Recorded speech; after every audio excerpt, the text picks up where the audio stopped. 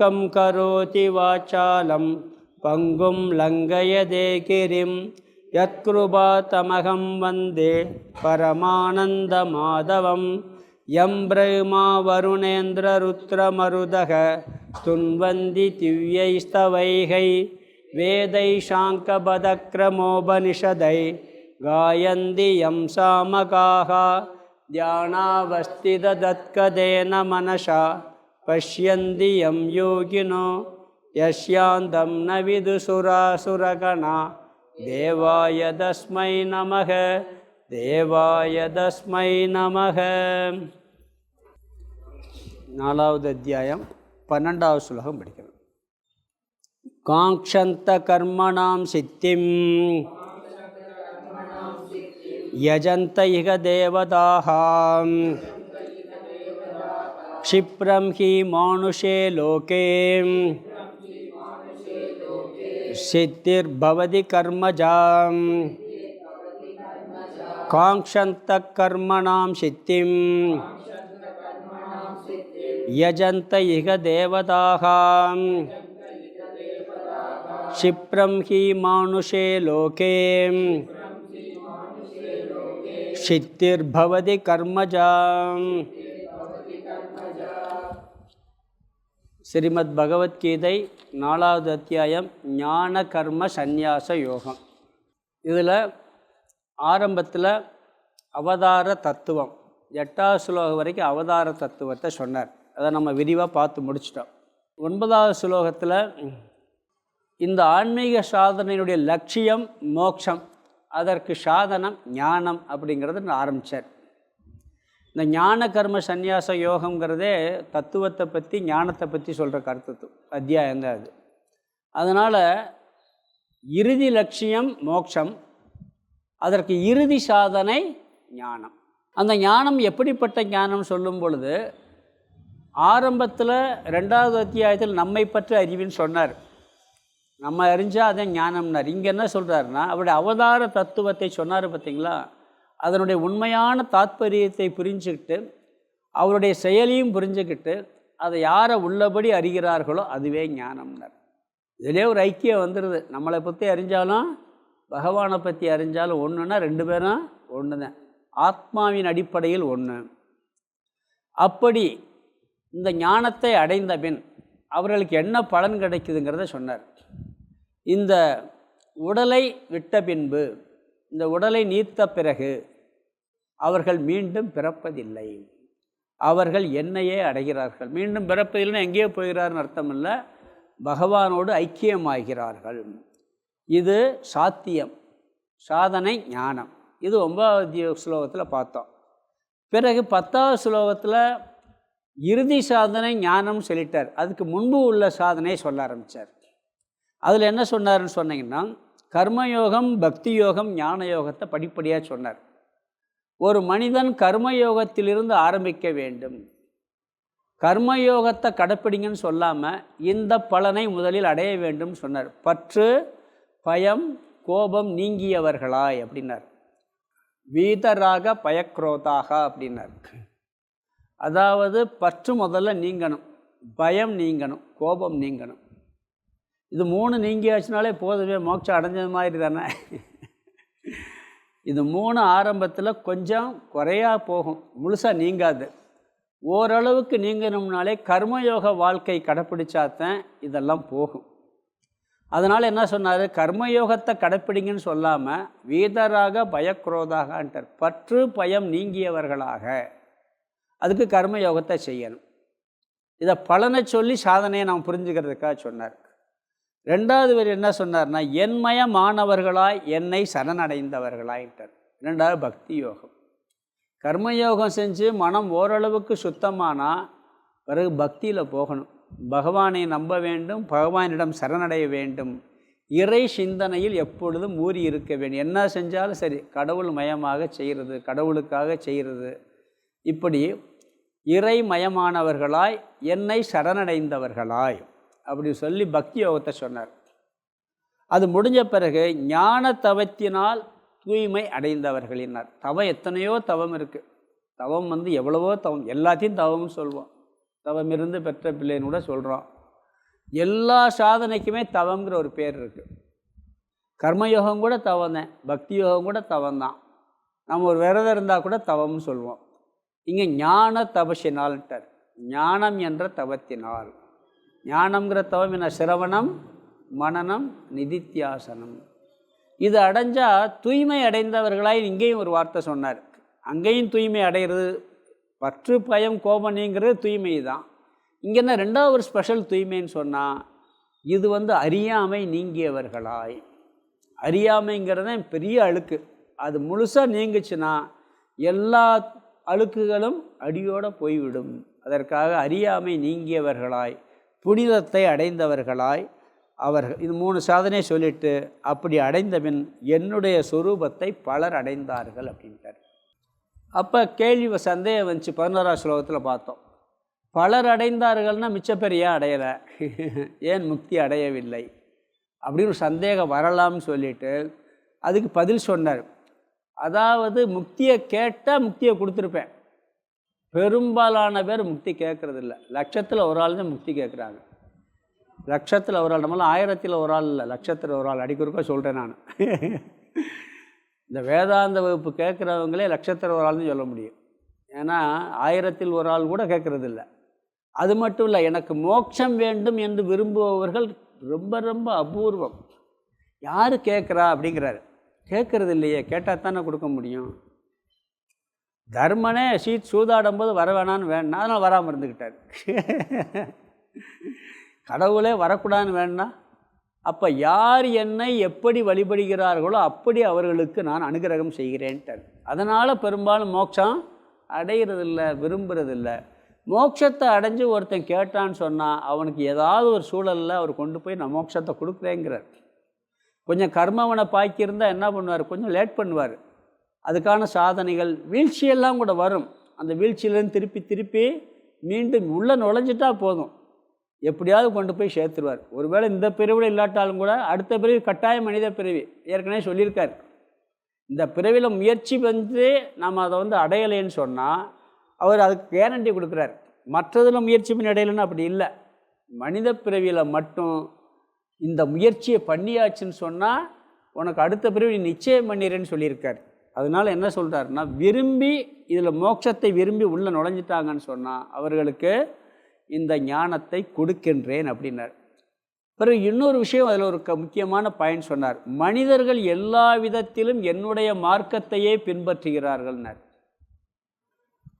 ஒருத்தன் எதை வேண்டும் சொல்லி விரும்புகிறானோ அவன் என்னையத்தான் விரும்புகிறாங்கிறார். மறைமுகமாக அவன் சொன்னார். ஏன்னா கடவுள் ஆனந்த ஸ்வரூபம், கடவுள் ஆனந்த ஸ்வரூபம். எல்லாரும் எதை விரும்புகிறாங்க? ஆனந்தத்தை. மோட்சத்தில் நிலையான ஆனந்தம் கிடைக்குங்கிறது தெரியறதில்லை.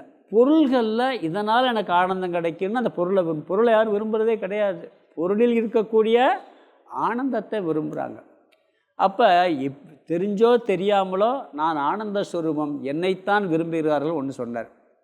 இன்னொன்று, பகவான் கர்மகாண்டம் ஞானகாண்டம் 2 மார்க்கத்தை படைச்சி வச்சுருக்கார். ஒருத்தன் கர்மகாண்டத்தின் வழியாக போய் உலக சுகத்தை நாடலாம், அதுவும் கடவுள் வகுத்து கொடுத்த மார்க்கம். இன்னொருத்தன் ஞானகாண்டத்தின் வழியாக கடவுளையே அடையலாம். எல்லோரும் என்னுடைய ஸ்வரூபத்தை அடைகிறார்கள் அப்படின்னு சொல்லி அதில் சொன்னார். இப்போ 12ஆவது ஸ்லோகத்தில் கொஞ்சம் முக்கால்வாசி பார்த்துட்டோம். இங்கே என்ன சொல்கிறாருன்னு சொன்னால், இங்கேயும் ஒரு சந்தோஷம், ஒரு கேள்வி, சந்தேகம். என்ன கேள்வின்னா, மோட்சத்தை கேட்டால் மோட்சத்தை கொடுக்குறேன்னு சொன்னார். அங்கே பலர் ஏன் மோட்சத்தை அடைவதில்லைன்னா, பலர் மோட்சத்தை கேட்குறதில்ல. அதனால் நான் மோட்சத்தை கொடுக்கலை. கொஞ்சம் பேர் தான் கேட்குறாங்க, கேட்டவங்களுக்கு கொடுக்குறேன். எப்படியெல்லாம் விரும்புகிறாங்களோ அப்படியெல்லாம் கொடுக்குறேன்ட்டார். ஏன் கேட்க மாட்டேங்கிறாங்க மோட்சத்தை? அடுத்த கேள்வி. மோட்சத்தை எல்லோரும் கேட்க வேண்டியதானே? மோட்சம் நிலையான ஆனந்தம்னு தெரியுது, ஆனால் ஏன் கேட்க மாட்டேங்கிறாங்கன்னா 2 காரணம் சொன்னார். ஒன்று, கடினம், சீக்கிரம் கிடைக்காது. உலக மக்கள் உடனடி பலனைத்தான் விரும்புகின்றார்கள். எது சீக்கிரம் கிடைக்குமோ, சிம்பிளிஃபை யோகான்னா கூட்டம் கூடிடும். சிம்பிளிஃபை யோகான்னு விளம்பரம் போடுங்க, கூட்டம் கூடிடும். வேதாந்த எளிமையான வேதாந்தம் சொன்னால் கூட்டம் கூடும். எது எளிமைன்னு போட்டுட்டிங்கன்னா கூட்டம் கூடிடும். கடினம்னு போட்டால் கூட்டம் வராது. அப்போ என்ன சொல்கிறாருன்னு சொன்னால், இது உடனே கிடைக்கக்கூடிய பலன் அல்ல. இந்த உலக மக்கள் பெரும்பாலானவர்கள் எது சீக்கிரம் கிடைக்குமோ அதைத்தான் விரும்புகிறாங்க. டெம்பரவரி ரிலீஃப், ஒரே டோஸு உடனே க்ளோஸு, அதைத்தான் விரும்புகிறாங்க எல்லாருமே. அனாஷின் மாத்திரை விளம்பரம் போடுவான், அப்படியே வாயில் போட்டோன்னே தலைவலியில் துடிப்பார், போட்ட ஒரு செகண்டில் போயிடும். உண்மையிலே போட்டால் அப்படி போகாது. அவ்வளோ நேரம் போகிற வரைக்கும் விளம்பரம் காமிக்க முடியுமா? எதுனாலும் உடனே பலன் வேணும்னு மக்கள் விரும்புகிறதுனால மோட்சம் அப்படி கிடைப்பதில்லை. கொஞ்சம் காலதாமரம், அதுக்கு மனப்பக்குவமெல்லாம் வேணும், எல்லாம் வேணும். நீங்கள் பக்தி போகணும்னா எப்படி வேணாலும் போய் செய்யலாம், கோயிலுக்கு போய் என்ன வேணாலும் பண்ணிக்கலாம். வேதாந்தக்கு வரணும்னா சாதனை சஷ்டி சம்பத்தியோட வான்னு சொல்லிவிடுறாங்க. இதைத்தானே ஒருத்தர் கேட்டார், வேதாந்தமெல்லாம் கரெக்டு, நீங்கள் இந்த சாதன சஷ்ட சம்பத்தியோட வான்னு சொல்கிறீங்க, அதுதான் முடியாது அப்படின்னாரு. தகுதியோடு வான்னு சொல்கிறீங்க, அது எப்படி முடியும்? அதுதான் கஷ்டம். சில நேரம் வந்தால் கூட தகுதி இல்லாமல் வந்தால் கூட கேட்க கேட்க தகுதி கொஞ்சம் கொஞ்சமாக, அப்போ டைம் ஆகுமா இல்லையா? காலதாமதம். இன்னொன்று கடினம். ஏன் எல்லோரும் ஐஏஎஸ் எழுதுறதில்ல? ஏன் எல்லோரும் நீட்டுக்கு போகிறதில்ல? ஏன் எல்லோரும் ஐபிஎஸ் எழுதுறதில்ல? கஷ்டம். எது ஈஸியாக வேலை கிடைக்குமோ அதுக்கு போவோம். அதுக்கு ரேராக தானே போகிறாங்க. கடினமானதாக இருப்பதாலும் உடனே பலன் கிடைக்காததாலும் இதற்கு பெரும்பாலான மக்கள் மோட்சத்தை விரும்புவதில்லை அப்படின்ட்டார். அது மட்டும் இல்லை, கர்ம பலன் சீக்கிரம் கிடைக்குது, ஏதாவது ஒரு தேவதையை வெளிப்பட்டு சீக்கிரம் நம்மளுக்கு கிடைச்சிருது அப்படின்னு சொன்னார். இதில் நான் போனதில் கிளாஸில் ஒரு உதாரணம் சொல்லி முடித்தேன், புத்தரை பற்றி. புத்தர்கிட்ட போய் ஒரு அம்மா என்னுடைய மகன் இறந்துட்டான், குழந்தை பிழைக்க வைக்கன்னு கேட்கும் பொழுது அவர் என்ன சொன்னார்? யார் வீட்டில் மரணம் ஏற்படலையோ அவங்க வீட்டில் அரிசி வாங்கிட்டு வாங்க, ஏதோ ஒன்று வாங்கிட்டு வர சொல்லியிருக்காரு. இதுதான் நான் ஈஸியாக வாங்கிட்டு வந்துடுறேன்னு அந்த அம்மா போகுது. ஒவ்வொரு வீடாக கேட்குது, எங்கள் வீட்டில் தாத்தா இறந்துட்டார், பாட்டி இறந்துருச்சு, அண்ணன் இறந்தாச்சு, எல்லாம் சொல்கிறாங்க. ஒரு வீட்டில் கூட மரணமே இல்லாமல் இல்லை அப்படின்னு சொன்ன உடனே, அப்போ இது எப்படி உனக்கு அதுதான் நடந்திருக்கு அப்படிங்கிறார். பொதுவாக இந்த மாதிரி நேரத்தில் எதை விரும்புவாங்கன்னா, ஒரு யோகிட்ட போனால் அந்த குழந்தைய பிழைக்க வச்சுட்டா ஈஸி. சரி, பிழைக்க வச்சிடுறாரு புத்தர். அவர் சித்தினால் பிழைக்க வச்சுறான்னு வச்சுக்கங்களேன். திருப்பி ஒவ்வொரு பிரச்சனைக்கு என்ன வரும்? அங்கே தான் போகும். திருப்பி இறந்துட்டான்னா அடுத்து இன்னொருக்கா போகும். ஒவ்வொருடையும் பிழைக்க வைக்க முடியுமா? அதனால் அவர் ஞானத்தை கொடுத்தார். அது உடனே கொடுக்க முடியாது, கொஞ்சம் போய் அலைஞ்சு சுற்றி மரணங்கிறது தவிர்க்க முடியாதங்கிற அறிவை கொடுத்தார். இது எல்லார் வீட்லேயும் நடக்கிறது தான் அப்படிங்கிற அறிவை அவர் கொடுத்து அவருக்கு அந்த துக்கத்தை போக்குனார். ஆனால் எல்லோரும் அதை விரும்புகிறதில்ல. உடனே ரிலாக்ஸ், எனக்கு என்ன வேணும் அப்படின்னு விரும்புகிறாங்க. அதனால் என்ன சொன்னார்னு சொன்னால், ஞானம் கடினம், மோட்சம் கடினம், எளிதில் கிடைப்பதில்லை, அதற்காக மக்கள் விரும்புவதில்லை. கர்மத்தினால் வரும் தீர்வு அப்போதைக்கு அப்போது உடனே கிடைச்சிருங்கிறார். இதுக்கு தகுதியும் தேவை இருக்குது. பிறகு இன்னொரு விஷயம் என்ன சொல்கிறாங்கன்னா, மனிதனுக்கு சக்தி இருக்குது. இச்சா சக்தி, கிரியா சக்தி, ஞான சக்தின்னு இருக்கு. 3 சக்தி நம்மளுக்கு இருக்குது. இதில் இச்சா சக்தின்னா ஆசைப்படும் சக்தின்னு இருக்குது. அதில் எதில் ஆசைப்படணுங்கிற சக்தி கூட பெரும்பாலான மக்களுக்கு இருக்கிறது இல்லை. ஆசைப்படுவது ஒரு சக்தி, இச்சா சக்தி அப்படிங்கிறார். இப்போ மலையில், இமயமலையில் ஒரு எருவு மாடு இருக்குது. அந்த இயற்கையை ரசிக்குமா? ஆகா அற்புதமாக இருக்கே, இந்த அதுக்கு எங்கே இறை கிடைக்குதோ அதை வேணால் ரசித்து சாப்பிடும். அந்த இயற்கையை ரசிக்க முடியுமா? அதுக்கு அந்த இச்சை கிடையாது, அந்த இச்சா சக்தி கிடையாது. ஒரு புஸ்தகம் இருக்குது, பேப்பர் இருக்குது, கழுதை என்ன பண்ணா? சாப்பிடத்தான் செய்யும். அதுக்கு சக்தி சாப்பிட்ற சக்தி தான், அதுக்கு இச்சை. ஒரு மனுஷனாக இருந்தால் அதை படிக்கலாங்கிற ஒரு சக்தி இருக்குது. அந்த இச்சைப்படும் சக்தி, உயர்ந்ததில் இச்சைப்படும் சக்தி பெரும்பாலான மக்களுக்கு இருப்பதில்லைன்ட்டார். ஆசைப்படும் சக்தி தான். ஆசையை துறன்னு சொல்கிறோம். ஆசை அருமின் ஆசை அருமின் ஈஸ்வரனோட ஆயினும் ஆசை அருமின்னு சொல்கிறோம். ஆனால் அந்த ஆசையை கூட பற்றுக பற்றற்றான் பற்றினை பற்றுக அப்பற்றே விடற்கின்ட்டார். அந்த கடவுளை பற்றணுங்கிற எண்ணம் இருக்கிறது இல்லை. உயர்ந்த பொருள் மேலே ஆசைப்படுறதுக்கு இல்லை, அற்ப பொருள் ஆசைப்பட்டு ஏமாந்துடும். இலவசத்தை நம்பி மெயினாக வாங்குறதுல கோட்டை விட்டுருவோம். இலவசம்னு போட்ட உடனே ஓடிடுறது. அப்படி இருக்கா இல்லையா? அது மாதிரி அற்ப பொருள் ஆசைப்படும் சக்தி தான் பெரும்பாலான மக்களுக்கு இருக்கிறது.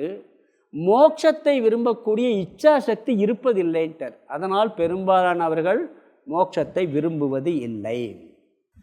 முமுட்சுத்துவம், அதாவது அந்த ஞானத்தை அடைய வேண்டும், துன்பமில்லா பெருநிலையை அடைய வேண்டும், பிறவா நிலையை அடைய வேண்டும் என்ற இச்சை பெரும்பாலான மக்களுக்கு இல்லாமல் இருப்பதால் அவர்கள் யாரும் இந்த மோட்சத்தை விரும்புவது இல்லை. கீழே இது இருக்கோ அதைத்தான் எல்லோரும் விரும்புகிறாங்கன்னு சொல்கிறார். நம்ம ஒரு பெரிய கஷ்டம்னா என்ன பண்ணுவோம்? போய் தத்துவத்தெல்லாம் கேட்டு அப்ளை பண்ணுறதுக்கு முடியாது. ஜாதகத்தை எடுத்துகிட்டு நேராக ஜோசியக்கார்ட்டத்தையும் போவோம். தப்பு இல்லை, உடனே எல்லோரும் குறை சொல்கிறேன்னு நினைக்காதீங்க. அதான வேறு வழி இல்லை. அவரும் கரெக்டாக சொல்ல மாட்டார், தப்பாகத்தான் சொல்லுவார். சொன்னாலும் கூட ஒரு மனசில் ஒரு ரிலாக்ஸு, சரி ஏதோ ஒன்று சொல்லியிருக்காரு, பரிகாரம் சொல்லுவார். அவர் என்ன சொன்னாலும் சரி, கோயிலில் போய் 2 விளக்கை ஏற்றி வச்சு அந்த எலுமிச்சம்பழத்தெல்லாம் மடித்து அதில் ஒரு விளக்கை ஏற்றி வச்சிட்டோம்னா உங்களுக்கு ரிலாக்ஸ் வந்துடுது. இல்லை ஒரு ஹோமம் பண்ணு, இல்லாட்டி பாலாபிஷேகம் பண்ணு, நம்மளுக்கு ஈஸியாக முடிஞ்சுது. நீ இதெல்லாம் துக்கமெல்லாம் அனித்தியம், இதெல்லாம் பொய், நீ தத்துவத்தை புரிஞ்சுக்க, அறியாமையினாலும் துக்கம் வருதுன்னா கேட்பாரா? யாரும் போக மாட்டாங்க அவர்கிட்ட. அதனால் என்ன சொல்கிறாருன்னா, இது கடினம். அதனால் இது வரைக்கும் பார்த்ததில் அவதார தத்துவத்தை சொல்லிவிட்டு படிப்படியாக சாதனையை சொல்கிறாரு. மோட்சம் என்பது சாத்தியம். ஏன் மோட்சத்தை பெரும்பாலான மக்கள் விரும்புவதில்லை என்றால், கடினமாக இருப்பதாலும் அது கொஞ்சம் உடனே பலன் கிடைக்காததாலும் விரும்புவதில்லை. இனி இந்த 11வது ஸ்லோகத்தில் சொன்னார், மம வர்த்மானு வர்த்தந்தே, அதாவது மனிதர்கள் எல்லோரும் என்னுடைய மார்க்கத்தையே பின்பற்றுகிறாள்னு சொன்னார். பகவான் என்னுடைய மார்க்கத்தை என்ன அப்படிங்கிறத சொல்ல போகிறாரு. இனி தத்துவத்தை ஆரம்பிக்க போகிறாரு. அடுத்து 13வது ஸ்லோகத்தில் 12வது ஸ்லோகத்துக்கு அர்த்தத்தை பார்த்துடுறோம். காங்க்ஷந்தக கர்மணாம் சித்திம், கர்மணாம்னா கர்மங்களுடைய சித்திம் பலனை, காங்க்ஷந்தக விரும்பியவர்களாக, ஒரு செயல் செஞ்சால் உடனே பலனை விரும்பியவர்களாக, கர்மங்களினுடைய பலனை விரும்பியவர்களாக, யஜந்த இக தேவதாகா, இகன இங்கே இந்த உலகத்தில், தேவதாகா தேவதைகளை, யஜந்த போற்றுகிறார்கள், வழிபடுகிறார்கள். உடனே பலன் கிடைக்கிறதுக்காக ஒரு செயல் செஞ்சால் உடனே பலன் கிடைக்கணும்னு சொல்லி தேவதைகள்லாம் போற்றி வழிபடுகிறார்கள் இந்த உலகத்தில். காரணம் என்னன்னு சொல்கிறார். க்ஷிப்ரம் ஹீனா ஏனென்றால், மனுஷே லோகே, அடுத்த வார்த்தை மனுஷே லோகேன்னா மனித உலகத்தில், க்ஷிப்ரம் விரைவில், மிக விரைவில், கர்மஜா கடைசி வார்த்தை, சித்திர்பவதி கர்மஜா, கர்மஜானா கர்மத்திலிருந்து தோன்றிய, சித்திகி பலனானது, பவதி கிடைக்கிறது.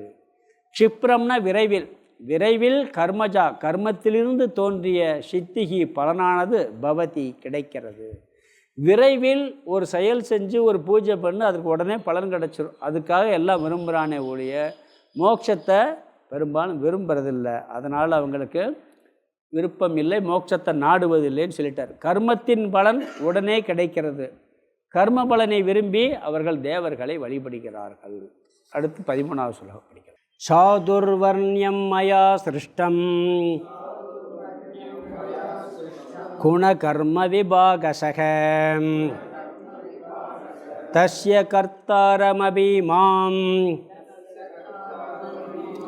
வித்ய கர்த்தாரமவ்யயம். சாதுர்வர்ணியம் மயா சிருஷ்டம் குணகர்ம விபாகசக தஸ்ய கர்த்தாரமபி மாம் வித்ய கர்த்தாரமவ்யயம். இந்த 11வது ஸ்லோகத்தில் மனிதர்கள் அனைவரும் நான் வகுத்து கொடுத்த வழியிலேயே வருகிறார்கள் சொன்னார். என்னுடைய மார்க்கத்தை பின்பற்றுகிறாள்னு. இங்கே இவர் வகுத்து கொடுத்த மார்க்கம் என்னென்னுங்கிறது முதல் வரியில் சொல்கிறார். 2வது வரியில் வேறு கருத்து வருது. அது இந்த அத்தியாயத்தினுடைய தலைப்பு இருக்குது பார்த்தீங்களா, அதுக்கு உண்டான விதையை இந்த 2வது வரியில் சொல்கிறார். முதல் வரி நான் வகுத்து கொடுத்த வழிங்கிறார். இது ஒரு முக்கியமான கருத்து, சமுதாயத்தில் பெரிய குழப்பத்துக்கு, பெரிய பிரச்சனைக்கு காரணமான கருத்து. அதை நம்ம முதல்ல கொஞ்சம் ஆராய்ச்சி, நிறைய விளக்காச்சு, நிறைய விளக்கம் சொல்கிறார்கள். முதல் வரியில் இந்த உலகத்தில் மனிதர்கள் வாழும் வழியை பொதுவாக 2ஆக பிரிக்கிறார் பகவான். அதில் ஒன்றை இங்கே சொல்கிறார். ஒன்று சமுதாயத்தின் அடிப்படையில் பிரிக்கிறாரு, இன்னொன்று தனிப்பட்ட வாழ்க்கை முறையில் அடிப்படையில் பிரிக்கிறார். இந்த தனிப்பட்ட வாழ்க்கை முறையை 4ஆக பிரிக்கிறாரு, சமுதாயத்தின் அடிப்படையிலேயே 4ஆக பிரிக்கிறார். தனிப்பட்ட ஒரு மனிதனுடைய வாழ்க்கையில் 4 பிரிவு இருக்குது. ஆசிரம விபாகன்னு பேர். அதை இங்கே சொல்லலை, சும்மா சுருக்கமாக மட்டும் பார்த்துக்கலாம். ஒரு மனிதன் இந்த 4 ஸ்டேஜை கடந்து வரணும். இது தனிப்பட்ட மனித வாழ்க்கை முறை. வர்ண ஆசிரம தர்மம் சொல்லுவாங்க. ஒன்று ஆசிரம விபாக, ஆசிரம பிரிவு. இன்னொன்று வர்ண விபாக, வர்ண பிரிவு. அதில் 4 இதில் 4 இருக்குது. இங்கே வர்ணத்தை சொல்கிறார், ஆசிரமத்தை சொல்லலை. ஆசிரம விபாக இது தனிப்பட்ட வாழ்க்கையில் இருக்கிறது. சமுதாய வாழ்க்கையின் பிரிவு வர்ண விபாக, அதைத்தான் இங்கே சொல்கிறார். ஆசிரமம்னு என்ன? ஒவ்வொரு மனிதனும் பிரம்மச்சரிய வாழ்க்கை, பள்ளி வாழ்க்கை, கல்வி படிக்கிற ஸ்டேஜ். 2வது இல்லறம். 3வது ஓய்வு பெற்ற வாழ்க்கை, கிரகஸ்தம். கிரகஸ்தத்துக்கு வானப்பிரஸ்தம், பிறகு சந்நியாசம். ஒரு மனிதன் இந்த 4 நிலையும் கடந்து வரணுங்கிறாங்க. ஒன்று படிக்கிற நேரத்தில் படிக்கணும், அது பிரம்மச்சரிய வாழ்க்கை. பிறகு திருமண வாழ்க்கை, இல்லற வாழ்க்கை. பிறகு இல்லற வாழ்க்கையிலேருந்து பொறுப்புகள்லாம் பொறுப்பாக குழந்தைகிட்ட கொடுத்துட்டு ஓய்வு பெறணும், அது ரிட்டையர்மெண்ட் லைஃபு. அதுக்கு பேர் வானப்பிரஸ்தன்னு பேர். அதுக்கு பிறகு எல்லாத்துலேருந்தும் காவியை கட்டிட்டு போகணும்னு சொல்ல, டோட்டலாக விலகி இருக்க பழகணும். முதல்ல வானப்பிரஸ்தர் கொஞ்சம் யோசனையெல்லாம் சொல்லலாம். பிறகு டோட்டலாகவே பொறுப்புலேருந்து விலகி இருக்கிறது சந்நியாசம். இது தனிப்பட்ட மனித வாழ்க்கை. இது ஒரு ஆசிரம தர்மம்னு சொல்லுவாங்க. இதை பற்றி இங்கே சொல்லலை அவர். இங்கே வர்ணத்தை சாதுர் வர்ணியம் சிருஷ்டா அப்படிங்கிறார். 4 வர்ணங்களை படைத்தேன்னு சொல்கிறார். வர்ண வேறுபாட்டை மட்டும் கூறுகிறார். ஆசிரம தர்மத்தில் ஒவ்வொருத்தரும் ஒரு கடமை இருக்குது. பிரம்மச்சரிய ஆசிரமத்தில் சம்பாதிக்கக்கூடாது, படிக்க வேண்டியதெல்லாம் படித்து முடிக்கணும். இல்லறத்தில் பொருளை ஈட்டணும், மற்ற எல்லாத்தையும் காப்பாற்ற வேண்டியது கிரகஸ்தம். வானப்பிரஸ்தம் சந்நியாசம் அது வேறு ஸ்டேஜில் போயிடுது. இங்கே சமுதாய பிரிவுகளை மட்டும் கூறுகிறார், அதை கூறாமல். முதல் வரி பார்த்தீங்கன்னா, சாதுர் வர்ணியம் மயா சிருஷ்டம் குணகர்ம விபாகசக. இது ஒரு முக்கியமான வரி. அதாவது 4 வர்ணங்கள் என்னால் படைக்கப்பட்டதுன்றார். 4 ஜாதியை நான் படைச்சிருக்கேன்றார் பகவான் சொல்கிறார் பாருங்க. அடுத்த வார்த்தை முக்கியமாக, எதன் அடிப்படையில் படைத்தேன் அப்படிங்கிறார். அதாவது நான் தான் ஜாதியை படைத்தேன்னு சொல்கிறாரு, 4ஆக பிரித்து படைத்துள்ளேன்கிறார். பிராமண, சத்திரிய, வைசிய, சூத்திர என்று 4 வர்ணங்கள் என்னால் படைக்கப்பட்டது. 4ஆக பிரித்து படைச்சிருக்காருன்னா அதுக்கு ஒரு வேறுபாடு, ஒரு அளவுகோல் வேணும்ல. 2ஆக பிரிக்கிறோம். இந்த வகுப்பில் இருக்க 2ஆக பிரிக்கணும். ஆண்கள் இவ்வளவு பேர், பெண்கள் இவ்வளவு பேர்னு பிரிக்கலாம். கண்ணாடி போட்டவங்க கண்ணாடி ஏதாவது ஒரு அளவுகோல் இருக்கணும். இல்லை 40 வயசு கீழே இருக்கவங்க 40 வயசு, இப்படி தான் பிரிக்கணும். இப்படி இவர் எதன் அடிப்படையில் இந்த வர்ணங்கள், இந்த ஜாதியை நான் பிரித்து படைத்துள்ளேன் அப்படி சொல்லும் பொழுது அழகாக சொல்கிறாரு, குண கர்ம விபாகசக. குணத்தின் அடிப்படையிலும் செயலின் அடிப்படையிலும் பிரித்தேன்ட்டார். பிறப்பின் அடிப்படையில் நம்ம வழக்கத்தில் இருக்குது, ஆனால் பகவான் இங்கே அந்த வார்த்தையை பயன்படுத்தவே இல்லை.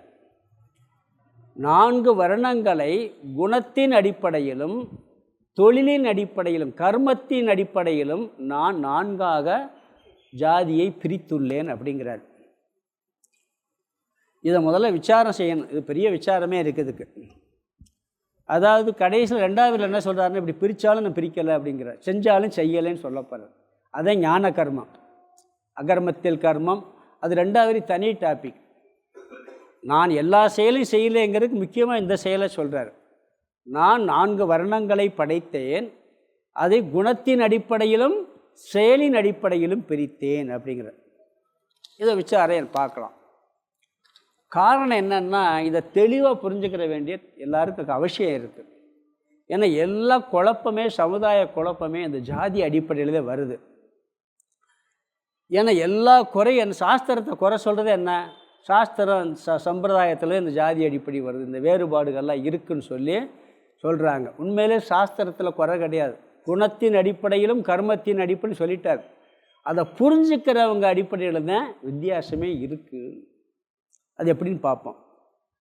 ஜாதினா வர்ணக அப்படிங்கிறார். வர்ணம்னா கலர், பெயிண்டிங்னு ஒன்று இருக்குது, கலர்னு ஒன்று இருக்குது. இங்கே அதுக்கு வர்ணம் சொன்னால் கேரக்டர்னு அர்த்தம், குணம்னு ஒன்று அர்த்தம் இருக்குது. ஒருவன் எந்த குணத்தினால எப்படிப்பட்டவன் என்பதை அறிய முடியுமோ அது வர்ணக.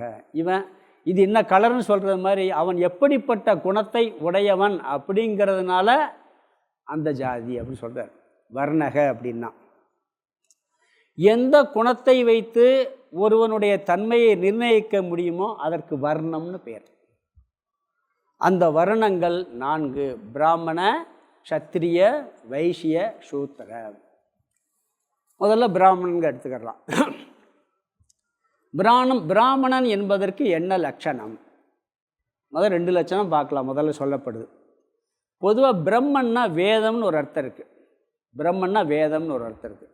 வேதத்தை படிப்பதனால் அவன் பிராமணன் ஒரு அர்த்தம் சொல்லப்படுது, ஒரு சில இடங்களில் சொல்லப்படுது. வேதத்தை படிப்பதால் அவன் பிராமணன். யார் வேதத்தை அத்தியனம் செய்கிறார்களோ அவர்கள் பிராமணர்கள். பிருகதாரண்ய உபனிஷத்தில் ஒரு இடத்துல சொல்லுது, பிரம்மவேத்தி இதி பிராமணகன்னு கூடப்பட்டிருக்கு. உபனிஷத்தில் என்ன சொல்லியிருக்கு? பிராமணனுக்கு லட்சணம், எவன் பிரம்மத்தை அறிந்திருக்கிறானோ அவன் பிராமணன்றுச்சு. அங்கே வேற ஒன்றும் சொல்லலை. ஒரு இடத்துல வேதத்தை யார் அத்தியனம் பண்ணுகிறானோ அவன் பிரம்மன். ஒருத்தர் எதுலையும் இருக்கட்டும், அவன் பிரம்மத்தை அறிஞ்சிட்டானா அவன் பிராமணன். உபனிஷத் மந்திரம் சொல்லுது, வேத மந்திரம் எங்கே வேறுபடுத்தி சொல்லுது? பிரம்மத்தை யார் அடைஞ்சாலும் அவன் பிராமணன் அப்படின்னு பிருகதாரண்ய உபனிஷத்தில் பிரம்மவேத்தி இதி பிராமணகனே சொல்லியிருக்கு. பிரம்ம ஈக்குவல் டு பரபிரம்மம்னு ஒரு அர்த்தம் இருக்குது. பிரம்மன்னா பரபிரம்மம். அந்த பிரம்மத்தை அறிந்தவன் பிராமணன் அப்படின்னு சொல்லியிருக்கு. சங்கரர் பாஷ்யத்திலே சொல்கிறாரு, யார் பிரம்மத்தை அறிந்திருக்கிறார்களோ அவர்களே பிராமணர்கள் சொல்லிட்டு மற்றவர்கள் கவுன பிராமணர்கள்ங்கிறார். இந்த பிறப்பால் பிராமணர்களாக பிறந்து பிராமத்தை அறியவில்லை என்றால் அவர்கள் வார்த்தைக்கு பேருக்கு பிராமணர்கள்ங்கிறார். கவுன சங்கரரே சொல்கிறார் அந்த வார்த்தையை, கவுன பிராமணர்கள். ஒருவன் பிரம்மத்தை அறியும் பொழுது அவன் பிராமணன் ஆகின்றான் என்று சாஸ்திரமே சொல்லுகிறது. இந்த அர்த்தம் அவ்வளோ பிரசித்தம் இல்லை. எல்லாருக்கும் என்னென்னு, இதெல்லாம் வேதாந்தத்துக்குள்ளே வந்தவங்களுக்கு தான். வேத அத்தியனம் பண்ண பிராமணன், பிரம்மத்தை புரிஞ்ச பிராமணன் யார் சொல்லுவா? வேதாந்தத்துக்கு சாஸ்திரத்தை நல்லா படித்தவங்க மட்டும்தான் பிரசித்தமாக சொல்ல முடியுது. சமுதாயத்தில் இது பிரசித்தம் இல்லை. பொதுவாக சமுதாயத்தில் சில நேரங்களில் வேதம் படிக்கிறவனை பிராமணன் சொல்கிற பழக்கம் இருக்குது. ஆனால் உபனிஷத்தில் பிரம்மத்தை அறிந்தவன் பிராமணன் சொல்லப்பட்டிருக்கு. பிரம்ம ஞானத்தை உடையவன் பிராமணன் உபனிஷத்திலே சொல்லப்பட்டிருக்கு. திருக்குறளில் கூட குணத்தின் அடிப்படை அந்தணன் என்போன் அறவோன் இருக்கு. மற்ற உயிருக்கும் செந்தன்மை பூண்டு உலகலாம் குணத்தின் அடிப்படையில். அது இங்கே மெயினாக சொல்லப்படுறார். இது பிரம்மத்தை. பிறகு சத்திரியர். பிறகு பார்க்க போகிறோம், இன்னும் திருப்பி பார்க்க போகிறோம். பிராமணன்கிறது குணத்தின் அடிப்படையில் எப்படின்னு பார்க்க போகிறோம். ஒவ்வொன்றும் குணத்தின் அடிப்படையில், செயலின் அடிப்படையில் இவர் சொல்லியிருக்கார். ரெண்டையும் பார்க்க போகிறோம். சத்திரியன் எடுத்துக்கிட்டால் யார் ஆபத்திலிருந்து அழிவிலிருந்து காப்பாற்றுகிறார்களோ, தர்மத்தை காப்பாற்றுகிறார்களோ அவர் சத்திரியர். நம்ம நாட்டில் நல்ல வேதம், கலாச்சாரம் எல்லாமே இருக்குது. இதை காப்பாற்றுறதுக்கு யாருமே இல்லைன்னு என்ன ஆகுது? இந்த கலாச்சாரம் அழிஞ்சு போச்சு. அப்படி தானே? நம்ம நாடு அழிஞ்சதுக்கு காரணம் சத்திரியர்கள் அங்கே வலுவிழந்து விட்டார்கள். பலம் இழந்ததுனால என்னாச்சு? அந்நியர்களுடைய படையெடுப்பில் நம்ம கலாச்சாரமே அழிக்கப்பட்டது. நாலந்தா பல்கலைக்கழகத்தில் 2 லைப்ரரியா 10,000 பேர் ஹாஸ்டலில் தங்கி படிக்கிற அளவுக்கு பீகாரில் ஒரு பல்கலைக்கழகம் இருந்திருக்குன்னா ஹாஸ்டலில் மட்டும் 10,000 பேர் தங்கி படிக்க முடியும். எந்த காலத்தில்? முகலாயர் ஆட்சி வருவதற்கு முன்பு வரைக்கும் இருந்திருக்கு. கிட்டத்தட்ட ரொம்ப நாள் கிடையாது, ஒரு 600-700 வருஷத்துக்கு முன்னாடியே 10,000 பேர் ஹாஸ்டலில் தங்கி படிக்கலாமா? அப்போ வெளியே இருந்து படிக்கிறவங்க எவ்வளோ பேர் இருப்பாங்க? அங்கே ஒரு 2 லைப்ரரியே இருந்திருக்கு. வந்தவுடனே லைப்ரரியில் என்ன இருக்குதுன்னு கேட்டானா, குரானில் இருக்கிறதுல வேறு விஷயம் தானே, வேறு எதுக்கு தீய வச்சுட்டானா. திருப்பி இன்னொரு இதில் சுதாரிச்சு சொன்னார் அவர். இல்லை, குரானில் இருக்கிறதே இது இருக்குன்னாரான். அதே குரானில் இருக்கல, பிறதுக்கு இதில் இருக்குன்னு இதை அழிச்சிரு, இது எரிச்சிருன்ட்டானா. இப்படி நிறைய கலாச்சாரங்கள் நம்முடைய சீரழிவதற்கு காரணம் சத்திரியர்கள் சரியாக இல்லை. அவர்களுக்கு வேலை என்ன? தர்மத்தை யார் காப்பாற்றுகிறார்களோ, நாட்டை பாதுகாக்கின்றார்களோ அவர்களுக்கு பேர் சத்திரியர்கள். ஒரு இறைமாட்சியில் ஒரு அருமையான குறள் இருக்குது. அறநிழுக்கா தல்லவை நீக்கி மரநிழுக்கா மானம் உடையதரசு. அறம் தவறாமல் தீவைகளை ஒடுக்கி வீரமும் மானமும் கொண்ட ஆட்சியே நல்லாட்சி. இவங்க தான் சத்திரியர்கள். அரசியல் ஆரம்பிக்கும் போதே யார் சொல்கிறார்? திருவள்ளுவர் அழகாக சொல்கிறார். எல்லாத்துக்கும் குரலில் இருக்குது. முறை செய்து காப்பாற்றும் மன்னவன் மக்கட்கு இறையென்று வைக்கப்படும். நீதி தவறாமல் மக்களை காப்பாற்றும் தலைவனை மக்கள் மேலான தலைவனாக மதித்து போற்றுவார்கள். அவன்தான் சத்திரியன் அப்படிங்கிறார். பிறகு வைசியன் யாருன்னு சொன்னால் திருப்பி ஒவ்வொன்றையும் பார்க்க போகிறோம். இங்கே குணகர்மத்தை சொல்ல போகிறார். பொதுவாக பார்த்துக்கிட்டு வர்றோம். யார் பல இடங்களுக்கு சென்று பொருள்களை மாற்றி நாட்டின் பொருளாதாரத்தை உயர்த்துகிறார்களோ அவர்கள் வைசியர்கள். வைசியர் இல்லைன்னா தூத்துக்குடியில் உப்பையும் மீனையும் தான் சாப்பிடணும். சவுதியில் வெறும் பெட்ரோலத்தையும் சாப்பிடணும். அது வைசியர்களுடைய பங்கு. அதாவது விவசாயம் வைசியருடைய வேலைங்கிறார். தொழிலின் அடிப்படையில் வியாபாரம் செய்வது வைசியருடைய கடன். பட்டினத்தார் ராஜாவுக்கே பொருள் உதவி செஞ்சார். பொருளாதாரத்தை உயர்த்தரில் பட்டினத்தாரில் ரொம்ப முக்கியத்துவம் வாய்த்தார். பொருளாதாரத்தை, நாட்டின் பொருளாதாரத்தை சீர்படுத்துபவர்கள், பொருள்களெல்லாம் டிரான்சாக்ஷன் பண்ணுறவங்க, இதெல்லாம் பின்னைக்கெல்லாம் பெரிய கம்பெனிகள்லாம் அதையும் பண்ணிக்கிட்டு இருக்கு. இவர்கள்லாம் வைசியர்கள். பிறகு சூத்திரர்கள் யாருன்னு சொன்னால், யார் சேவை செய்கிறார்களோ, உடலளவில் வேலை ரொம்ப யோசிக்கிறதுக்கு அவங்களுக்கு சக்தி இல்லை. அவங்க நல்லா சேவை செய்வாங்க, நல்லா எல்லாருக்கும் சேவை செய்வாங்க, ஆனால் ரொம்ப யோசித்து பண்ணக்கூடியது இல்லை. அப்படிப்பட்டவர்கள் சூத்திரர்கள். இப்படி 4 வர்ணங்கள்ங்கிறார். இப்போ சாதாரணமாக பிரிக்கிறது குணத்தின் அடிப்படையில் பிரித்தோம்னா, இந்த 4 வர்ணத்தை 3 குணத்தின் அடிப்படையில் பிரிக்கிறார். அதை திருப்பி பார்க்க போகிறோம். என்ன குணம் இருக்குது நம்மளுக்கு? 3 குணம். சத்துவ குணம், ரஜோ குணம், தமோ குணம் இருக்குது. இது எல்லாருக்கும் இருக்குது. இது இல்லாத மனிதனே கிடையாது. இதில் ஒரு குணமாவது கட்டாயம் இருந்தாகணும். 3 குணம் இருக்கும். ஒன்று பிரதானமாக இருக்கும். சில பேருக்கு சத்துவம் பிரதானமாக இருக்கும், ரஜஸ் பிரதானமாக இருக்கும். இந்த 3 குணத்தின் அடிப்படையில் நான் வர்ணங்களை பிரித்தேன்னு சொல்கிறார் அவர். ஒருவனுடைய உயர்வு தாழ் சொல்ல போகிறார். உயர்வு தாழ்வே குணத்தை வச்சுட்டே இருக்குது. பிறப்பை வச்சும் கிடையாது, தொழிலை வச்சும் கிடையாதுங்கிறார். சொல்ல போகிறார், பார்ப்போம். இங்கே சத்துவகுணம், ரஜோகுணம், தமோ குணம், இந்த 3 குணங்கள் எல்லா மனிதர்களுக்கும் இருக்கிறது. முதல் இந்த 3 அடிப்படையில் பிரிக்க போகிறார். குண விபாக. பிறகு செயலின் அடிப்படையில் பிரிக்கலாம், செயலின் அடிப்படையிலையும் பிரிக்கலாம். 3வது பிறப்பின் அடிப்படையில் இருக்குது சமுதாயத்தில். அதையும் சொல்கிறார் விளக்காட்சியில். அது எப்படி இருக்குன்னு சொல்ல போகிறாங்க. பகவான் சொல்லலை பிறப்பின் அடிப்படையில். இங்கே பிறப்பின் அடிப்படையில் சமுதாயத்தில் இருக்கிறதுனால அதை பற்றியும் கொஞ்சம் விளக்குறாங்க. முதல்ல குணத்தின் அடிப்படையில், 2வது செயலின் அடிப்படையில். இந்த 3இல் ஏதாவது ஒன்றின் அடிப்படையில் தான் ஒரு ஜாதிய நிர்ணயம். ஒன்று பிறப்பில் சொல்கிறோம், அது பொதுவாக சமுதாயத்தில் இன்றைக்கி இருக்குது. இன்னொன்று குணத்தின் அடிப்படையில், இன்னொன்று செயலின் அவன் செய்கிற வேலையின் அடிப்படையில் அப்படிங்கிறார். இங்கே குணத்தின் அடிப்படையிலும் செயலின் அடிப்படையில் மட்டும் சொல்கிறார். பிறப்பின் அடிப்படையை இங்கே சொல்லவே இல்லை. ஆனால் பிரசித்தமாக இருக்குது. இங்கே மகாபாரதத்தில் பார்த்திங்கன்னா கர்ணன், அவனுக்கு சத்திரிய குணம் அத்தனை இருக்குது. சத்திரிய குணம் அத்தனை இருக்குது. அவன் பெரிய வீரனாக இருந்தான். அவனுக்கு இருந்த வீரம் அளப்பரிய வீரம். அதே மாதிரி சத்திரிய குணம் தானம் பண்ணுற குணம், இருக்கிறத கொடுக்கறது சத்திரியனுடைய பெரிய குணம். அந்த குணமும் இருந்துச்சு, தொழிலும் இருந்துச்சு. நாட்டுக்கு அரசனாகவும் ஆக்கினான் துரியோதனை. ஆனால் அவன் பிறப்பால் சத்திரியனாக இல்லைன்னு எல்லாரும் நினச்சிக்கிட்டு அவன் பட்ட அவமானம் கொஞ்சம் நெஞ்சம் கிடையாது. கர்ணன் பட்ட அவமானம் இருக்கே கொஞ்சம் நெஞ்சம் கிடையாது. அவன் சத்திரியனாக பிறப்பாலும் சத்திரியனாக இருந்தாலும் கூட அவன் சத்திரியன் இல்லைன்னு சொல்லி, சத்திரிய பண்பு சத்திரிய குணம் இருந்தாலும் கூட அவ்வளோ அவமானத்துக்கு உட்பட்டான். அவனை நிராகரித்தாங்க எல்லாருமே. அதனால தான் துரியோதனனுக்கு அவ்வளோ இம்பார்ட்டன்ட் கொடுத்தான். எல்லோரும் நம்மளை பண்ணுறாங்க, அவன் மட்டும் நம்மளை மதித்தானே அப்படிங்கிற ஒரு நன்றி. பொதுவாக பிறப்பின் அடிப்படையில் வேற்றுமையை பார்க்குறாங்க. இங்கே பகவான் குணத்தின் அடிப்படையிலும் கர்மத்தின் அடிப்படையிலும் பாருங்கிறார். இது எப்படி சிந்திச்சு பார்க்கணும்னு பார்ப்போம். நாம் முதல்ல பிறப்பின் அடிப்படையை பார்க்கக்கூடாது, விட்டுறணும். முதல்ல ஒரு மனுஷன் எடுத்துக்கிட்டு ஆராய்க்கணும்னு சொல்கிறார். ஒரு மனுஷனாக முதல்ல பாரு. ஒரு மனுஷன் ஒருத்தர் இருக்கான், அது இருந்துட்டு போட்டேன், பிறப்பின் அடிப்படையில் இருந்துட்டு போட்டேன், அதை பற்றி இங்கே பேச்சுக்கு.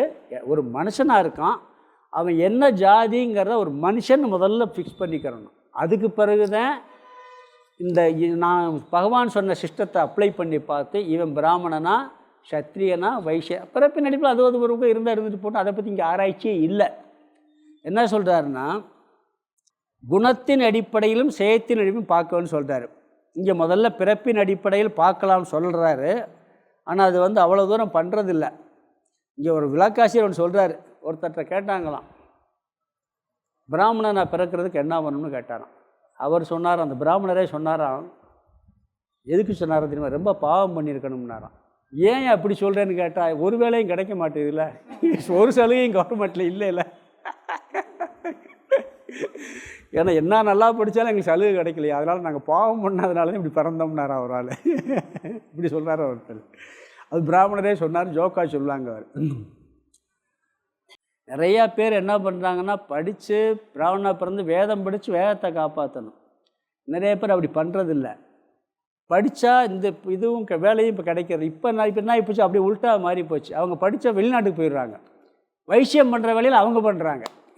இன்னும் நிறைய சம்பாரித்து பொருளாதாரத்தை ஏற்ற வேலையில் அவங்களுக்கு கிடைச்சிருது. அதனால் என்ன சொல்கிறாருன்னு சொன்னால், அப்புறம் என்னென்னா அந்த தொழில் அதாக இருக்குது, பிறப்பு இதுவாக இருக்குது, இப்படியெல்லாம் நிறைய குழப்பங்கள் இருக்குது. இங்கே என்ன சொல்கிறாருன்னா, குணத்தின் அடிப்படையில் முதல்ல நம்ம ஆராய்ச்சி பண்ணணும்னு சொல்லி சொல்கிறாங்க. பார்ப்போம். சத்துவகுணம், ரஜோகுணம், தமோகுணம். எஸ்ஆர்டி. சத்துவம்னா எஸ்ஸு, ரஜஸ்னா 6, தமஸ்னா டீன்னு வச்சுக்கோங்க. இந்த 3 குணத்தை பற்றி தெரியுமா தெரியாதா? அது கொஞ்சம் தெரிஞ்சுக்கணும். 14வது அத்தியாயத்தில் 3 குணத்தை பற்றி விரிவாக விளக்குறார். சத்துவகுணம்ங்கிறது நல்லா செயல்படுவான், அமைதியாக இருப்பான், ஆனந்தமாக இருப்பான், நல்ல குணங்கள்லாம் மிக உயர்ந்த குணங்கள் இருக்கிறது. ரஜோகுணங்கிறது எப்போ பார்த்தாலும் ஒரு உடல் உழைப்பு இதிலெல்லாம் ஜாஸ்தியாக இருக்கும். தமோ குணம் ரொம்ப யோசிக்க மாட்டான், சொன்னதை செய்வான். தூக்கமும் தமோ குணத்தை சேரும். தூக்கத்தை பற்றி இங்கே பேசுகிறது இல்லை, கொஞ்சம் சோம்பேறித்தனம் இருக்கும். அப்போ சத்வகுணம், ரஜோகுணம், தமோகுணம் இருக்குது. இதில் யாருக்கு சத்துவகுணம் அதிகமாக இருந்து அதுக்கு அடுத்த ஸ்டேஜில் ரஜோகுணம் இருந்து கடைசியாக தமோகுணம் இருக்கோ அவன் பிராமணன்கிறார். எஸ்ஆர்டி. சத்வம் டு ரஜஸ் டு தமஸ். சத்துவகுணம் 60% வச்சுக்கங்களேன், இல்லாட்டி 70% வச்சுக்கங்களேன். 20% ரஜோகுணம், 10% தமோகுணம். 3 எல்லாருக்கும் இருக்கும், ஞாபகம் வச்சுக்கோங்க. 3 இல்லாமல் ஒரு மனுஷன் இருக்க மாட்டான். யாருக்கு சத்துவகுணம் பிரதானமாக இருந்து அதை தொடர்ந்து ரஜோகுணம் இருக்கிறதோ, அதை தொடர்ந்து 3ஆவதாக தமோகுணம் இருந்தால் அவன் குணத்தின் அடிப்படையில் பிராமணன். இப்படி யாராக இருந்தாலும் இந்த பிராமணத்தன்மையை அடைய வேண்டும், அது லட்சியங்கிறார். எல்லோரும் சூத்திரராகத்தான் பிறக்கிறார்கள்ங்கிறார் ஒரு இடத்துல. எல்லாரும் பிராமணனாக ஆக வேண்டும்ங்கிறார். இப்போ வேதம் சொல்லுது ஒரு இடத்துல, பிறந்தவர்கள் அத்தனை பேரும் சூத்திரர்கள் தான். யாராக இருந்தாலும் அவன் எல்லாரும் பிராமணனாக ஆக வேண்டும். எப்படி ஆக வேண்டும்? குணத்தின் அடிப்படையில். சத்துவத்தை பிரதானமாகவும் ரஜசை 2ஆவதாகவும் தமசை 3ஆவதாகவும் கொண்டு ஒவ்வொருவனும் பிராமணனாக ஆக வேண்டும், குணத்தின் அடிப்படையில். சரி, அடுத்தது சத்திரியன். அங்கே குணம் எப்படி இருக்குன்னா, ரஜோகுணம் பிரதானம். ஏன்னா அவன் நாட்டை காப்பாற்ற இருக்கணும். எப்போ பார்த்தாலும் இந்த உடல் பலம், அந்த வேகம், அந்த உத்வேகம் இருக்கணும். அதனால் அவனுக்கு பிரதானமாக ரஜோகுணம் இருக்கும். மெயின் அது 70% வச்சுங்களேன். அதை தொடர்ந்து அவனுக்கு சத்துவகுணம் இருக்கணும். ஏன்னா அந்த நல்ல புத்தியெல்லாம் இருக்கணும், சத்துவகுணம் இருக்கும். கடைசியாக அவனுக்கு தமோகுணம். இப்போ இங்கே எப்படின்னு சொன்னால் ஆர்எஸ்டி, ரஜஸ், சத்வம், தமஸ். ரஜஸ் 70ன்னு வச்சுக்கலாம், இல்லாட்டி 60ன்னு வச்சுக்கலாம். அதிகமாக இருக்கணும். 20% சத்துவம்னா ஒரு 10% தமோகுணம். பிறகு வைசியன். இந்த ரஜோகுணத்தில் ரஜோகுணம் முதல்ல இருக்கணும்.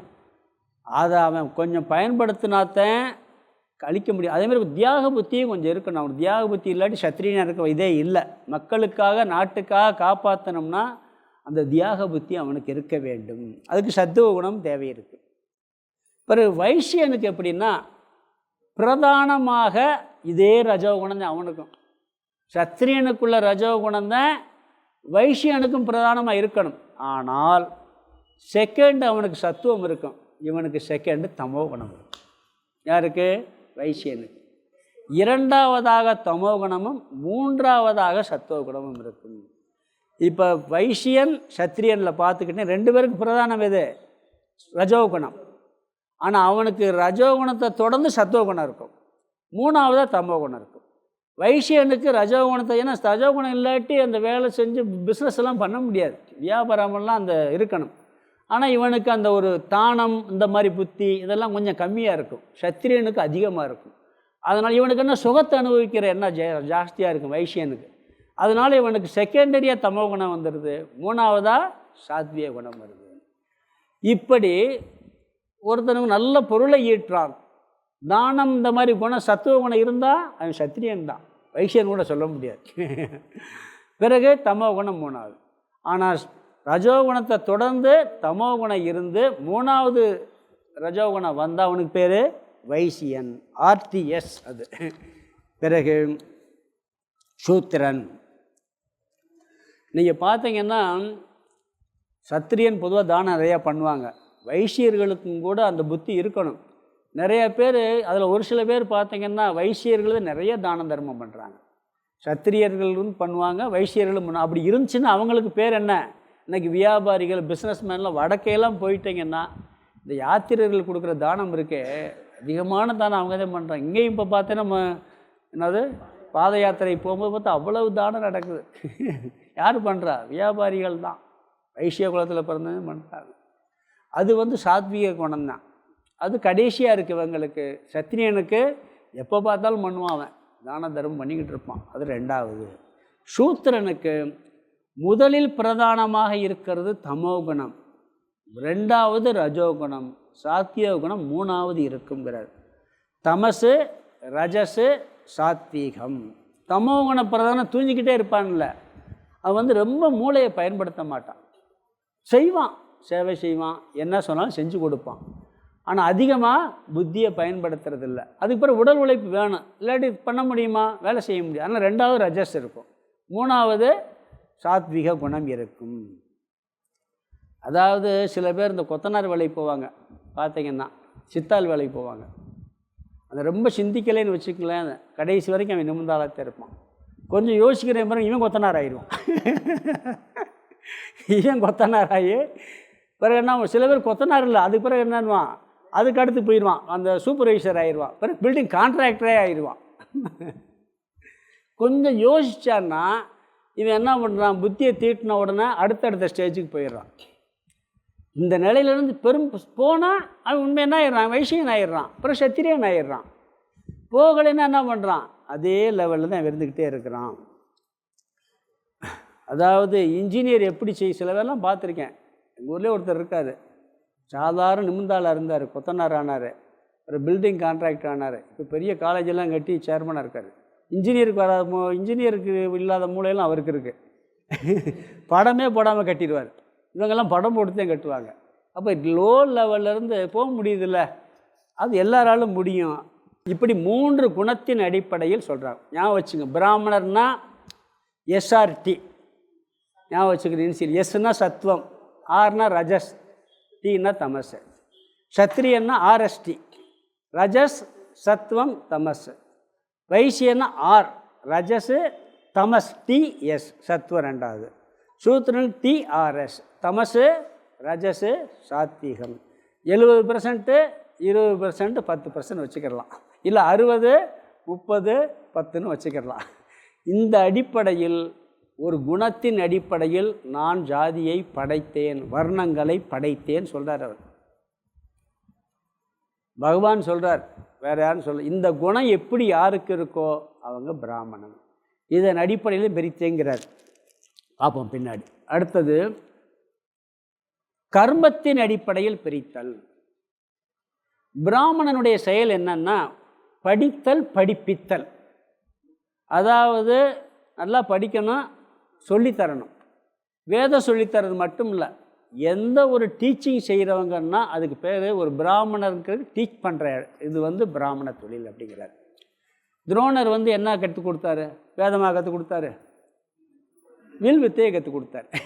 துரோணாச்சாரியர் கிருபாச்சாரியார் பிராமணர்கள் தான். அவங்க தொழில் கற்றுக் கொடுக்கறது தான் வில் வித்தை. அதோடு நின்றுக்கணும், சண்டை போயிடக்கூடாது. சண்டை போய் சத்திரிய வழி எடுத்துக்கிட்டார், அது தப்பு. அதனால தான் மகாபாரத யுத்தத்தில் கூட பார்த்திங்கன்னா பீஷ்மர் இருக்கிறது வரைக்கும் யுத்த தர்மமே மாறாது. இவர் துரோணாச்சாரியர் வந்தப்பறம் யுத்த தர்மமே மாறும். அஸ்வத்தாமனை கொள்வது, துரோணர் உட்காந்துருக்கும்போது கொள்வது எல்லாம் நடக்கும். இப்போ கர்ணை வந்தப்பறம் சரியாகும்.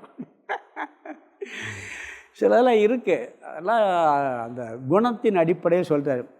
பிறகு கோயிலில் பூஜை சொல்கிறது, வேதம் படிக்கிறது, வேதம் சொல்லித்தர்றது, இதெல்லாம் தொழிலின் அடிப்படையில் பிராமணர்கள். சத்திரியனுடைய செயல் எப்படி இருக்குன்னா நாட்டை பாதுகாக்கிறது. தர்மம் எங்கேயெல்லாம் தர்மத்துக்கு ஒரு கேடு வருதோ அதெல்லாம் வந்து தட்டி கேட்டு அந்த தொழில் யார் செய்கிறாங்களோ அதெல்லாம் சத்திரியர்கள். வைசியனுடைய தொழில் என்னென்னா விவசாயமும் வியாபாரமுங்கிறார். அவன் தொழிலின் அடிப்படையில் அது. சூத்திரன் வந்து உடல் உழைப்பு செய்பவர்கள். பிறகு ஜாதியின் அடிப்படையில் பார்த்தீங்கன்னா ஒன்று குலான் சாதின்னு ஒன்று வந்திருக்கு. அதுலேயும் வச்சுருக்காங்க, இந்த ஜாதியில் அவங்க அப்பா அம்மா இருந்தால் அதில் பிறந்தவங்களுக்கு இப்படின்னு ஒரு குணம் வச்சு நம்ம ஒரு இதை கடைப்பிடிச்சிட்டு வர்றோம். இங்கே என்ன சொல்கிறாருன்னு சொன்னால் 3 கோணத்துலேயும் ஜாதியை பார்க்கலாம். ஆனால் இங்கே பிறப்பை வந்து விட்டுட்டார். ஏன்னா அதுக்கு ரொம்ப இம்பார்ட்டன்ட் கொடுக்கறது இல்லை. ஏன்னு சொன்னால் இந்த 3 கோணத்தில் பார்க்கும் பொழுது ஏதாவது ஒரு கோணத்தில் ஒருத்தன் பிராமணனாக இருக்கலாம், மிச்சம் 2 கோணத்தில் ஒருத்தன் வைசியனாகலாம், சூத்திரன் ஆகலாம். பிறப்பில் பிராமணனாக இருந்து குணத்தில் பிராமணனாக இல்லாட்டி என்ன பண்ணுறது? குணத்தில் அப்போ நான் எந்த இதில் சேர்ப்பீங்க? பிறப்புலையும் இருக்கணும், குணத்துலையும் இருக்கணும், தொழிலில் இருந்தால் 3ல் இருக்கலாம். சில பேர் பிறப்பில் பிராமணனாக இருக்கலாம், குணத்தில் வைசியனாக இருக்கலாம், அல்லது சத்திரியனாக இருக்கலாம். பிறகு தொழிலில் வேறு எதாக இருக்கலாம். 3 ஜாதியுமே ஒரே மனுஷன்ட்ட இருக்கலாம். 3 ஜாதியுமே 4 ஜாதியுமே ஒரே மனுஷன்ட்ட இருக்கலாம், மாறி மாறி இருக்கலாம். இப்படி பிரித்து பார்க்கணும்னு சொல்கிறாரு. இங்கே தொழிலின் அடிப்படையில் வந்து நம்ம பார்க்குறது வந்து நம்மளுக்கு சாய்ஸ் வந்து கொஞ்சம் கம்மி. ஆனால் குணத்தின் அடிப்படையில் உன்னுடைய சாய்ஸுங்கிறார். நீ எந்த ஜாதி, நீ எந்த ஜாதி நிர்ணயிக்கிறது உனக்கு சாய்ஸ் இருக்குங்கிறார். பிறப்பின் அடிப்படையில் சாய்ஸ் இல்லை, அது முடிஞ்சு போன கதை. அதை பெருசு இங்கே சொல்லவே இல்லை, இந்த அத்தியாயத்தில் இந்த ஸ்லோகத்தில் சொல்லலை. ஆனால் குணத்தின் அடிப்படையில் உனக்கு சாய்ஸ் உண்டு, நீ பிராமணனாக ஆகலாம். கர்மத்தின் அடிப்படையில் ஓரளவுக்கு சாய்ஸ் இருக்குது. நம்ம விரும்புகிற தொழிலாக கிடைக்கிறது இல்லை. ஓரளவுக்கு முயற்சி பண்ணலாம். ஆனால் ஒரு மனிதன் உயர்ந்தவன் என்று சொல்வது நம்ம எதன் அடிப்படையில் சொல்கிறோம்? ஞாபகம் பாருங்கள். ஒரு மனுஷனை இவன் உயர்ந்த மனிதன் அப்படின்னு சொல்கிறாருந்தா பிறப்பை வச்சு சொல்கிறோமா? ஒருத்தர் பிராமண குலத்தில் பிறந்திருக்கார், எல்லா அக்கறம் பண்ணுறார், உயர்ந்தவன் சொல்லுவோமா? குணத்தில் எவன் உயர்ந்திருக்கானோ அவன் எந்த ஜாதியில் பிறந்திருந்தாலும் அவனை உயர்ந்தவன் என்று சொல்லும் பழக்கம் இன்றும் சமுதாயத்தில் இருக்கிறது. குணத்தில் அடிப்படையில் தான் உயர்வை நிர்ணயம் பண்ண முடியுமே ஒழிய தொழிலின் அடிப்படையிலும் பிறப்பின் அடிப்படையிலும் உயர்வை நிர்ணயம் பண்ணக்கூடாதுங்கிறார். சமுதாயத்தில் அப்படித்தான் இருக்குது. சும்மா சொல்லலாம். ஆனால் ஒருத்தர் வந்து பிறப்பில் பிறந்துட்டு அக்கிரமம் பண்ண யார் பாராட்டுவா? அவனை பாராட்ட மாட்டாங்க. ஆனால் குணத்தில் உயர்ந்திருந்தான்னா, இந்த சிங்கம் சினிமா படம் பார்த்தீங்களா? சிங்கம்னு ஒரு சினிமா படம். அதில் அப்பா வந்து வைசியர், இவன் சத்திரியன். புரியுதுங்களா? இவன் சத்திரியனாகவும் இருப்பான், பிராமணனாகவும் இருப்பான். எப்படின்னா பிராமண புத்தி இருக்கும்.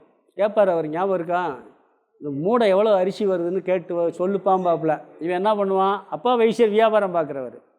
இவன் தொழில் வந்து இவனுக்கு சத்திரிய தொழில், ஏன்னா போலீஸ் டிபார்ட்மெண்ட்டு. இவன் என்ன பண்ணால் கேட்கும்போது எத்தனை மூடை வருது, எங்கே வருது, எப்போ வந்து சேர், எல்லாத்தையும் ஒரே கேள்வியில் பாட்டு எங்கே வருதுன்னு கேட்க சொல்லுவார். இவன் எத்தனை மூடை வருது, எவ்வளோ எல்லாம் கேட்டு முடிச்சிடுவான். விவேக கேட்க சொல்லுவாப்பில்.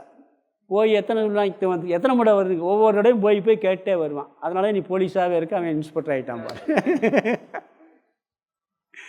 ஒரே வீட்டில் சூத்திரன், சத்திரியன், வைசியன், அம்மா பிராமணன்.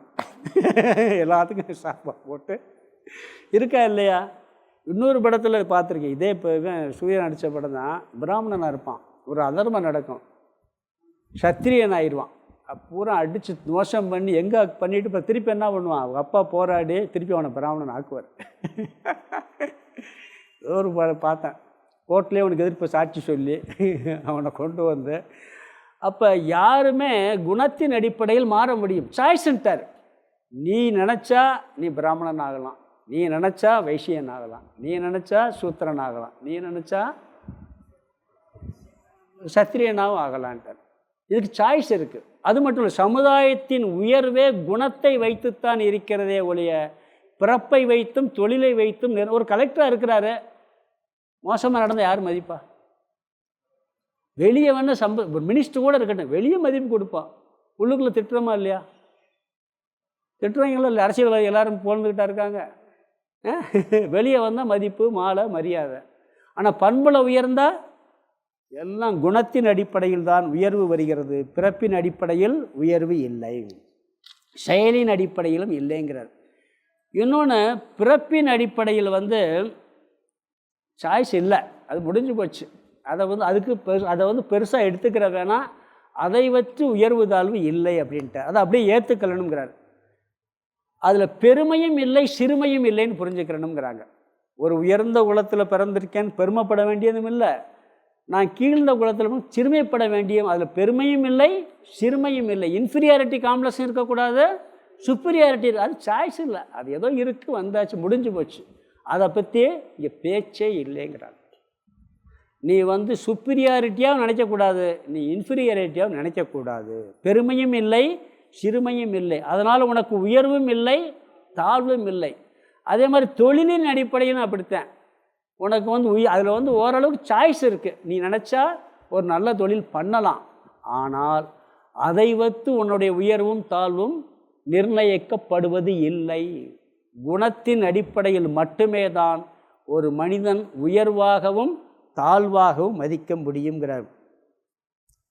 அதாவது எந்த ஜாதியில் பிறந்திருந்தாலும் சரி, அவன் தன்னை உயர்வாகவும் தாழ்வாகவும் கட்டாயம் நினைக்கக்கூடாதுன்ட்டார். ஆனால் குணம் இருந்துச்சுன்னா நீ உயர்வாக நினச்சிக்கிறலாம். மோசமான குணம் தான் தாழ்வாக நினைக்கணும், அப்போ தான் நம்ம உயர்வ முடியும். அது பண்ணணும், இது கூடாதுங்கிறார். இதில் பொதுவாக பார்த்திங்கன்னா இந்த குழப்பம் வந்ததுக்கு காரணமே இதை சரியாக புரிஞ்சுக்கிறாததுனால தான். இந்த இன்ஃபீரியாரிட்டி சுப்பீரியாரிட்டி காம்ப்ளெக்ஸ் தான் இந்த சமுதாயத்தில் குழப்பத்தை ஏற்படுத்தி அருமையாக எல்லோரும் ஒரு சிஸ்டமேட்டிக்காக நல்லா வாழ்ந்துக்கிட்டு இருந்திருக்காங்க. அதை குழப்பி எல்லாம் குட்டிச்சவராகிட்டாங்க. அதாவது என்ன சொல்கிறாருன்னா, கர்மத்தின் அடிப்படையில் பார்த்தா இன்றைக்கி காலகட்டத்தில் நம்ம விரும்புகிற வேலை சாய்ஸ் கிடைக்கிறது இல்லை. இன்றைக்கி உள்ள காலகட்டத்தில் சில சமயங்களில் நம்மளுக்கு கிடைக்குது, அதுக்கு பிராரப்த கர்மமும் இருக்குது, நம்மளுடைய பாப புண்ணியமும் கொஞ்சம் வேலை, அதை வச்சு தான் நம்மளுக்கு நல்ல வேலை கிடைக்கிறது இருக்கும். ஆனால் குணத்தின் அடிப்படையில் ஒருவன் பிராமணனாக உயரலாம், 100% சாய்ஸ் இருக்குது, இதுவே உயர்வை தரும் அப்படிங்கிறார். அந்தணன் என்போன் அறவோன். நாயன்மார்கள் எடுத்துக்கங்க, எல்லா ஜாதியிலையும் உண்டு. அவங்கள எதன் அடிப்படையில் உயர்வாக நினைக்கிறோம்? தொழிலின் அடிப்படையில். குணம், சத்திரியன் இருக்கார், வைசியன் இருக்கார், சூத்திரம், எல்லா ஜாதியும் இருக்குது. அதில் அவங்களுக்கு பிராமணர்கள் அபிஷேகம் பண்ணி பூஜை பண்ணுறாங்களா இல்லையா? அந்த செலவு 64 நாயன்மார்கள் சிலை இருக்குது. எதுக்கு அவங்கள உயர்வாக வச்சு அங்கே கோயிலுக்குள்ளேயே அவங்களோட சிலைகள்லாம் வச்சு போச்சு? குணம் ஒன்று தான். குணத்தின் அடிப்படையில் தான் உயர்வை சொல்ல முடியுமே ஒழிய, அது மட்டுமல்ல, எல்லாரும் சூத்திரனாகத்தான் பிறக்கிறார்கள், எல்லாரும் பிராமணனாக ஆக வேண்டும் என்று இதே வேதமே சொல்லி இருக்கிறது அப்படிங்கிறார். பிறகு தொழிலின் அடிப்படையில் எல்லாருமே பிராமணன் ஆக முடியாது. எல்லாரும் டீச் பண்ணிக்கிட்டு இருந்தால் அப்புறம் யார் எந்த வேலையை பார்க்குறது? அதுவும் பண்ண முடியாது. அதனால் அதுவும் உயர்வு தாழ்வை நிர்ணயிப்பதில்லை. அதாவது உயர்வு தாழ்வுக்கு சாஸ்திரத்தை குறை சொல்லக்கூடாது, அதை சாஸ்திரம் கரெக்டாக சொல்லியிருக்கு. நாம் புரிஞ்சுக்கிட்ட விதத்தில் தான் தப்பு இருக்கே ஒழிய அதில் தப்பு இல்லை அப்படிங்கிறார். கடவுள் பகவானே கீதையில் தெரிஞ்சோ தெரியாமலோ பிறப்பை பற்றி சொல்லவே இல்லை. குணத்தின் அடிப்படையிலும் கர்மத்தின் அடிப்படையிலும் நான் படைத்துள்ளேன் அப்படிங்கிறார். அதனால் என்ன சொல்கிறாருன்னு சொன்னால், குணத்தின் அடிப்படையில் யார் பிராமணனாக இருக்கிறானோ அவனே மோட்சத்திற்கு தகுதி அடைகிறான். அதுவும் உண்மை. குணத்தின் அடிப்படையில் யார் பிராமணனாக இருக்கிறானோ, குணத்தின் அடிப்படையில் நீ பிராமணனாக இல்லாமல் பிறப்பின் அடிப்படையில் இருந்தால் மட்டும் மோட்சத்துக்கு தகுதி கிடையாது. சாதன சஷ்டிய சம்பத்தில் சொல்லிட்டார். அது இருக்கணுமே. அது யாருக்கு இருக்கோ அவன்தான் பிராமணன். அவனே பரீட்சை லோகான் கர்மச்சிதான் பிராமணகன்ட்டார். அதாவது தகுதி உடையவனே இந்த மோட்சத்திற்கு வருகிறார். பிறப்பை பற்றி சொல்லலை. கர்ம பிராமணனையோ பிறப்பில் பிராமணனையோ மோட்சத்திற்கு தகுதின்னு சொல்லவே இல்லை. குணப்பிராமணன் தான் மோட்சத்திற்கு தகுதின்னு சொல்லிட்டார். அதனால் குணத்தின் அடிப்படையில் நான் பிரித்துள்ளேன்னு சொல்லியிருக்கிறாரு. பிறப்பு தான் முக்கியம். செயல் ஓரளவுக்கு சூஸ் பண்ண முடியும். இல்லை பிறப்பு முக்கியங்கிற பிறப்பு சாய்ஸ் இல்லை. ஆனால் அதுக்கு முக்கியத்துவம் கொடுக்க வேண்டிய அவசியம் இல்லை.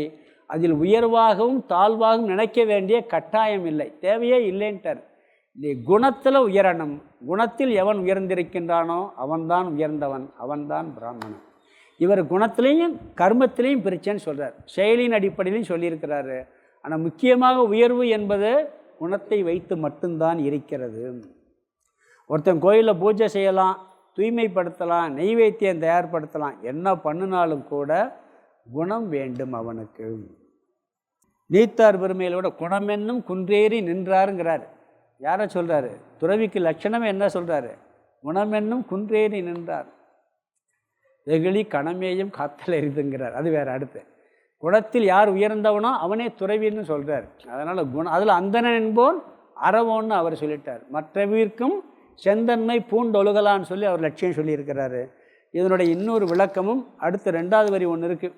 அது ஒரு முக்கியமான தாத்பரியம். அது வேதாந்தம். அது கம்ப்ளீட்டாக அதையும் நம்ம அடுத்த வகுப்பில் பார்க்கலாம். ஓம் பூர்ணமத பூர்ணமிதம் பூர்ணாத் பூர்ணமுதச்யதே பூர்ணஸ்ய பூர்ணமாதாய பூர்ணமேவாவசிஷ்யதே. ஓம் சாந்தி சாந்தி சாந்தி. ஹரிஹி ஓம் ஆதிகுருநாத சுவாமிக்கு ஜெய்.